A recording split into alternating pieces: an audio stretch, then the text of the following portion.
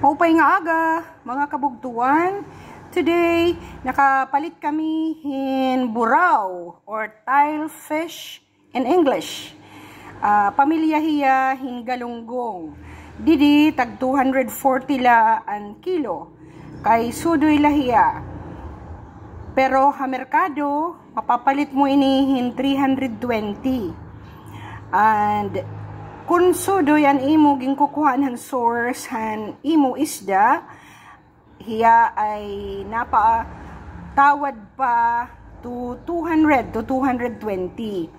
So, like for this one, presko hiya tikang hatulo sa Leyte.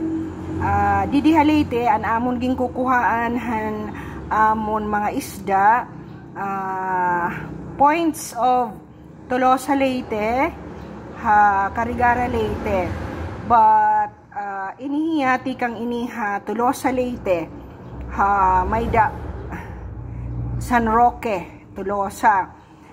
And imo pagpalitan isda, dapat kung mayda ka refrigerator, tigda-tigda para diri ka nagbabalik-balik pag-spend hin gasolina ngadto ha merkado. Nakakahangyo ka kay waray tax han nagbabaligya. So in English, you can buy this for 240 and you can reduce it to negotiate, reduce per kilo of this fish, tile fish, to 220. But in the market, you can buy this at 380 to 420 depending on the size. But this one is a large size. I think you can buy this for 380 in the market. And you need to eat fish for 6 days in a week. You can break in between or you can eat during weekends. Let us refrain from eating pork, red meat oftentimes in a week kasi kaya tayo nagkakasakit.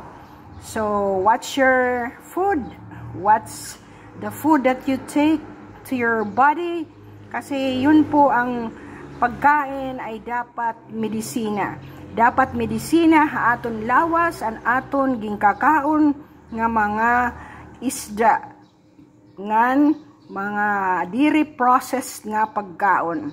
Salamat han pagkita han akon video ngam pagsuporta han akon channel Health, Wealth and Life Basics. May da kita mga upload, ayaw kita duro-duro pagkinita han mga agway hakalibutan ngan han mga kalamidad. Lugod kita ay magpasalamat han aton mga grasya nga nakakakaon kita ngan waray kita mga sakit bisan ang aton edad sobra na 40, sobra na 60. Salamat hin madamo han pagkita.